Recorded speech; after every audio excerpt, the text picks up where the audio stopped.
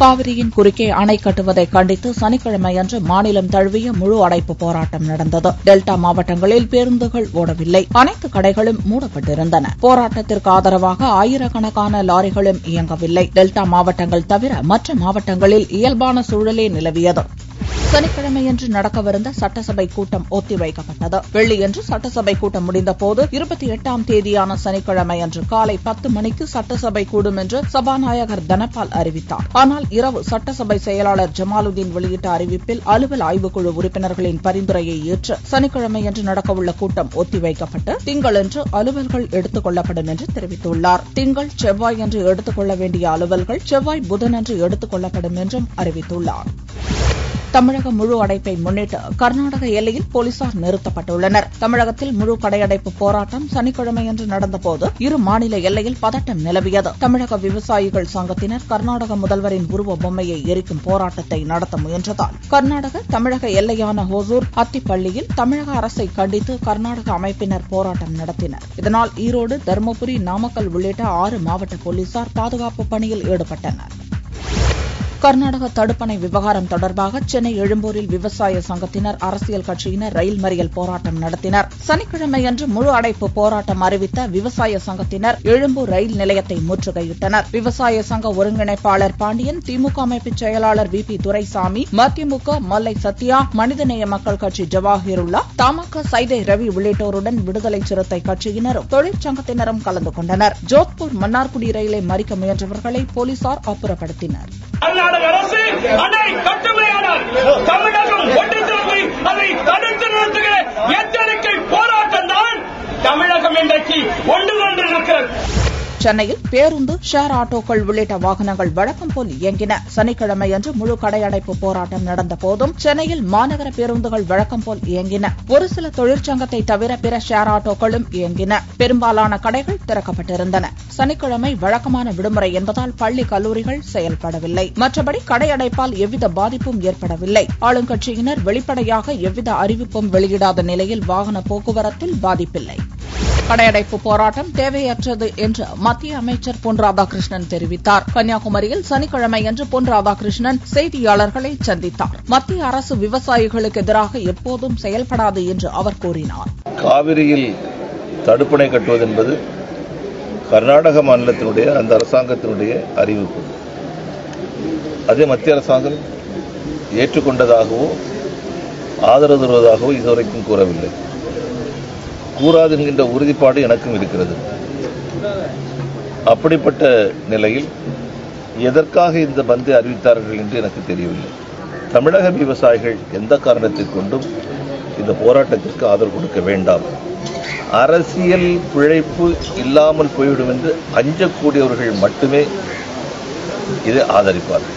அரவிந்த் கெஜ்ரிவாலை எதிர்த்து போர்க்கொடி உயர்த்திய பிரசாந்த் பூஷன் மற்றும் யோகேந்திர யாதவ் ஆகியோர் ஆம் ஆத்மி கட்சியிலிருந்து நீக்கப்பட்டுள்ளனர். டெல்லியில் மீண்டும் ஆம் ஆத்மி கட்சி ஆட்சியை பிடித்ததை தொடர்ந்து அக்கட்சியில் யார் பெரியவர் என்ற மோதல் ஏற்பட்டது. உட்கட்சி பூசலை முடிவுக்கு கொண்டுவர 10 நாட்களாக மாரத்தான் பேச்சுவார்த்தை நடந்தும் பயனில்லை. சனிக்கிழமையன்று ஆம் ஆத்மி கட்சியின் தேசிய செயற்குழு மற்றும் தேசிய கவுன்சில் கூட்டம் டெல்லியில் நடந்தது. இக்கூட்டத்தில் அரவிந்த் கெஜ்ரிவால் கை ஓங்கியது. கூட்டத்தில் கலந்து கொள்ள வந்த பிரசாந்த் பூஷன் மற்றும் யோகேந்திர யாதவ் ஆகியோருக்கு எதிராக கெஜ்ரிவால் ஆதரவாளர்கள் கோஷம் எழுப்பியதால் பதட்டம் ஏற்பட்டது. இரு கோஷ்டியினரும் ஒருவருக்கொருவர் தாக்கிக் கொண்டதாகவும் தகவல்கள் வெளியாகின. இந்நிலையில் ஆம் ஆத்மி கட்சியின் தேசிய செயற்குழு மற்றும் தேசிய கவுன்சிலிலிருந்து பிரசாந்த் பூஷன் மற்றும் யோகேந்திர யாதவ் ஆகியோரை நீக்க 200 பேர் கையெழுத்திட்ட தீர்மானம் வாசிக்கப்பட்டது. அத்துடன் பூஷனின் ஆதரவாளர்கள் அஜித் ஜா, பேராசிரியர் ஆனந்த்குமார் ஆகியோரையும் நீக்குவதற்கு கொண்டுவரப்பட்ட தீர்மானம் பெரும் ஆதரவுடன் நிறைவேறியதாக அறிவிக்கப்பட்டது. முன்னதாக கூட்டத்தில் உரையாற்றிய கெஜ்ரிவால் உடனடியாக அங்கிருந்து புறப்பட்டுச் சென்றுவிட்டார். தீர்மானம் நிறைவேற இருந்த நிலையில் பூஷன் மற்றும் யாதவும் வெளியேறினர். ஆம் ஆத்மி கட்சியில் ஜனநாயகம் படுகொலை செய்யப்பட்டுவிட்டதாகவும் கட்சியினரை எம்எல்ஏக்கள் தாக்கியதாகவும் யோகேந்திர யாதவ் குற்றம் சாட்டியுள்ளார். தேசிய செயற்குழு கூட்டத்தில் நடந்தவை எல்லாமே முன்கூட்டியே திட்டமிட்டு நிறைவேற்றப்பட்டுள்ளதாக பிரசாந்த் பூஷன் குற்றம் சாட்டியுள்ளார். அடுத்த கட்ட நடவடிக்கை குறித்து பூஷன் மற்றும் யாதவ் ஆகியோர் தங்களது ஆதரவாளர்களுடன் விவாதித்து வருகின்றனர்.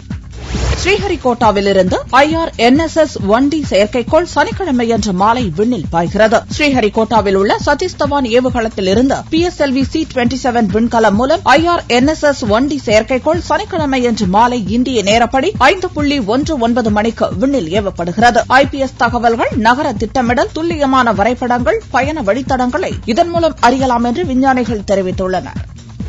நில ஆர்ஜித மசோதா காலாவதியாவதால் மீண்டும் அவசர சட்டம் பிறப்பிக்க மத்திய அமைச்சரவை முடிவு செய்துள்ளது. நில கையகப்படுத்தும் மசோதாவுக்கு ஏற்கனவே அவசர சட்டம் பிறப்பிக்கப்பட்டது. லோக்சபாவில் நிறைவேற்றப்பட்ட நிலையில் ராஜ்யசபாவில் இதுவரை நிறைவேறவில்லை. பார்லிமென்ட் முதல் கூட்டத்தொடர் நிறைவுற்று அடுத்த கூட்டத்தொடர் வரும் ஏப்ரல் 20ஆம் தேதி துவங்குகிறது. ஆனால் நில ஆர்ஜித மசோதா வரும் ஏப்ரல் 5ஆம் தேதியுடன் காலாவதியாகிறது. எனவே மீண்டும் அவசர சட்டத்தை பிறப்பிப்பது என்று மத்திய அமைச்சரவை முடிவு செய்துள்ளது. இஸ்ரோவுக்கு காந்தி அமைதி விருது வழங்க மத்திய அரசு முடிவெடுத்துள்ளது. பிரதமர் மோடி தலைமையில் நடந்த தேர்வுக்குழு கூட்டத்தில் இம்முடிவு எடுக்கப்பட்டுள்ளது. உச்சநீதிமன்ற தலைமை நீதிபதி HL தாட்டூர், லோக்சபா காங்கிரஸ் தலைவர் மல்லிகார்ஜுன கார்கே, பாரதிய ஜனதா மூத்த தலைவர் அத்வானி உள்ளிட்டோரை கொண்ட தேர்வுக்குழு இந்த அறிவிப்பை வெளியிட்டுள்ளது. கடந்த 1995ஆம் ஆண்டு முதல் வழங்கப்படும் காந்தி அமைதி விருது விண்வெளி தொழில்நுட்பம் மற்றும் செயற்கைக்கோள் சேவை மூலம் நாட்டின் வளர்ச்சிக்கு பணியாற்றி வரும் இஸ்ரோவை கௌரவிக்கும் வகையில் வழங்கப்பட உள்ளது. வங்கிகளுக்கு சனிக்கிழமை முதல் ஏப்ரல் 5ஆம் தேதி வரை தொடர் விடுமுறை வருவதால் வாடிக்கையாளர்கள் அவதிப்படும் சூழல் உருவாகியுள்ளது. சனிக்கிழமையன்று ராமநவமி, ஞாயிறு பொது விடுமுறைக்கு பிறகு திங்கள் மட்டும் வங்கிகள் செயல்படும். தொடர்ந்து மார்ச் 31, ஏப்ரல் 1ஆம் தேதி புதுக்கணக்கு துவங்குதல், ஏப்ரல் 2 மகாவீர் ஜெயந்தி, ஏப்ரல் 3 புனித வெள்ளி என்று தொடர் விடுமுறை வருகிறது. ஏப்ரல் 4ஆம் தேதி சனிக்கிழமையன்று அரைநாள் பணி இருக்கும். ஏப்ரல் 5ஆம் தேதி ஞாயிறு பொது விடுமுறையை தொடர்ந்து ஏப்ரல் 6ஆம் தேதி திங்கள் அன்றுதான் வங்கிகள் செயல்பட துவங்கும் என்பதால் வாடிக்கையாளர்கள், மாத சம்பளதாரர்கள், பென்ஷன்தாரர்கள் அவதிப்படும் சூழல் உருவாகியுள்ளது. மத்திய அரசின் புதிய சாலை பாதுகாப்பு சட்டத்தை கண்டித்து ஏப்ரல் 30ஆம் தேதி வேலை நிறுத்தம் அறிவிக்கப்பட்டுள்ளது. CITU மாநில செயலாளர் சவுந்தரராஜன் செய்தியாளர்களை சந்தித்த போது இதை தெரிவித்தார். போக்குவரத்து கழகங்களுக்கு ஏற்கனவே சட்டத்தில் இருந்த அந்த பாதுகாப்பு முழுமையாக அளிக்கப்பட வேண்டும். இல்லாவிட்டால் ஏழை மக்களுக்கு மலிவான பேருந்து வசதி கிடைக்காது. இந்த முக்கியமான பிரச்சனைகள் மீதுதான் இந்த வேலை நிறுத்தத்திற்கு எங்களுடைய அகில இந்திய சாலை போக்குவரத்து தொழிலாளர் சம்மேளனம் ஏப்ரல் 30ஆம் தேதி அகில இந்திய வேலை நிறுத்தம் நடைபெறும்.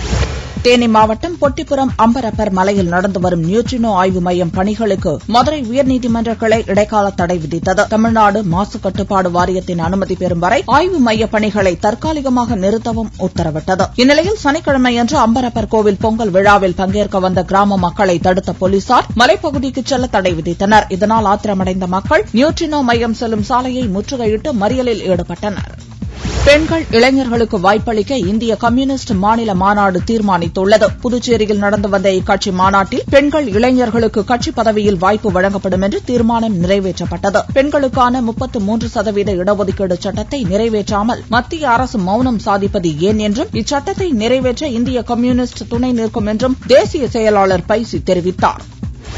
நாகை மாவட்டம் மயிலாடுதுறையில் உள்ள பழமையான பசுபதீஸ்வரர் கோவிலுக்கு சொந்தமான நிலம் வள்ளலார் நகரத்தில் உள்ளது. இந்நிலத்தை முத்துக்குமரன் என்பவர் ஆக்கிரமித்து கட்டடம் கட்டுவதற்கான பணியில் ஈடுபட்டுள்ளதாக சர்ச்சை எழுந்தது. இதுகுறித்து தகவல் அறிந்த இந்து அறநிலையத்துறை அதிகாரிகள் போலீசார் உதவியுடன் ஆக்கிரமிக்கப்பட்ட நிலத்தை மீட்டனர். மீட்கப்பட்ட நிலத்தின் மதிப்பு 20 லட்சம் ரூபாய்.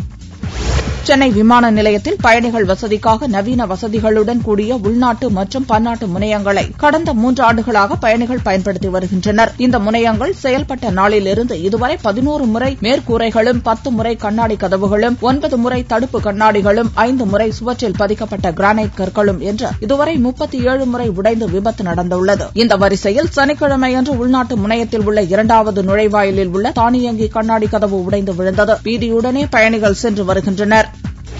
புதுச்சேரி மாநிலம் பஞ்சவடியில் உள்ள 36 அடி விஸ்வரூப பஞ்சமுக ஆஞ்சநேயருக்கு ராமநவமியை முன்னிட்டு சனிக்கிழமையன்று சிறப்பு அபிஷேகங்கள் நடந்தன. காலை 6 மணிக்கு கோபூஜையுடன் விழா துவங்கியது. இவ்விழாவில் பட்டாபிஷேக ஸ்ரீராமர், சீதை, லட்சுமணர் உற்சவருக்கும் 36 அடி உயர மூலவர் பஞ்சமுக ஆஞ்சநேயருக்கும் பாலாபிஷேகம் நடத்தப்பட்டது. பின்னர் வாசனை திரவியங்களால் விசேஷ திருமஞ்சனமும் தீபாராதனையும் காட்டப்பட்டது. இந்த வைபவத்தில் பக்தர்கள் பலர் பங்கேற்று சுவாமி தரிசனம் செய்தனர்.